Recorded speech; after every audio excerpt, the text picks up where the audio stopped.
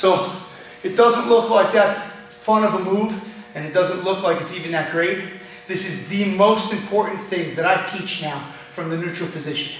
This is the main way that we're going to get behind a guy who we've sprawled on or we've snapped down.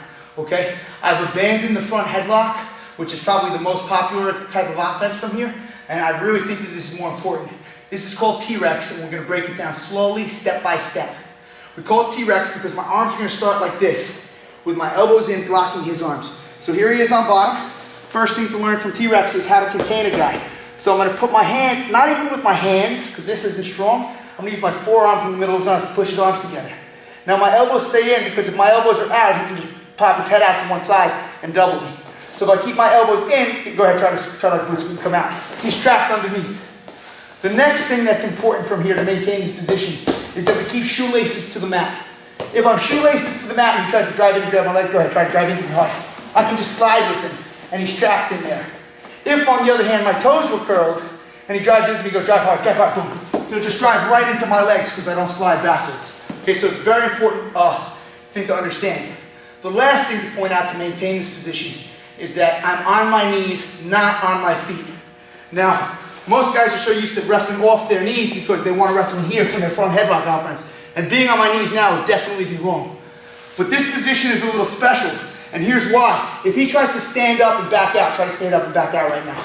Notice the weight never comes off him enough to get him off his hands. Come on, keep getting out to your feet. He won't be able to get off his hands, and I'll still be able to get to the rest of the attack.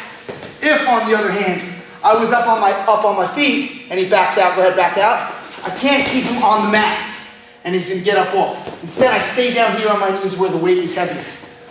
First thing you need to learn here is how to maintain the position and be able to hold the guy for 15 seconds. Once you figure that, then you can move on to the rest of the move. Now, it's more complicated than it looks, so pay close attention. I'm in my initial starting position, I'm containing him, he can't escape.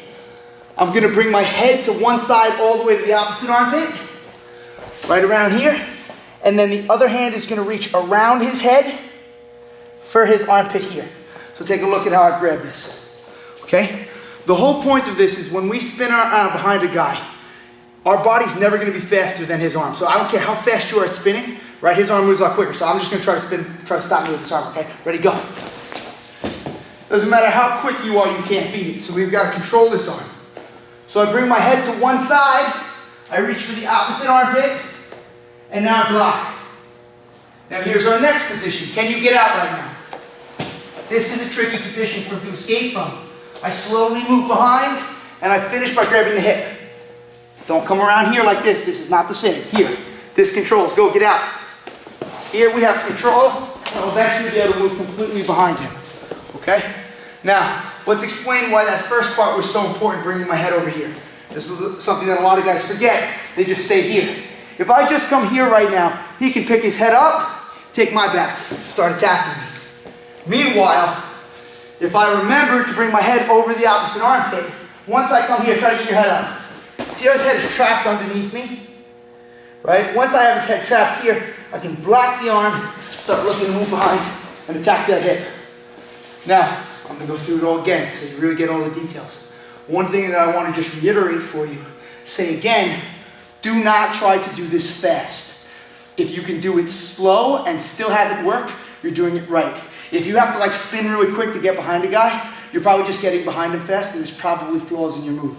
Once you master it, it should be unstoppable and you should just beat a guy every time from here, nice and slow, where you can take your time. So let's look at it again. We're trapping, shoelaces to the mat, head goes to one side, hand goes to the opposite armpit. Switch to a block. Lift this arm right now. Right, you can't get it up. Let's say he reached up and grabbed my leg. Right, push it off me. I stay here. Circle, hit, and then I've scored. Now, the last thing I'm going to end this video with, and then we'll move on to something else, is this is so important because all of our defensive and counter offense ideas are going to work around this idea of attacking the near armpit. So, yeah, we're learning how to score here right now with this armpit like this. But you're going to see if a guy shoots a high crotch on me, right, and I defend, I end up moving to the same position to score. If a guy shoots a single leg on me, boom, shoots a head on the inside shot, I'm gonna try to break his grip and end up working with the same position. This is gonna take you a few months for you to master, but once you get really good at this, a lot of your basic defense ideas are gonna be able to, so if you can stop a guy's shot, you'll always be able to get behind him and you'll always be able to score from here.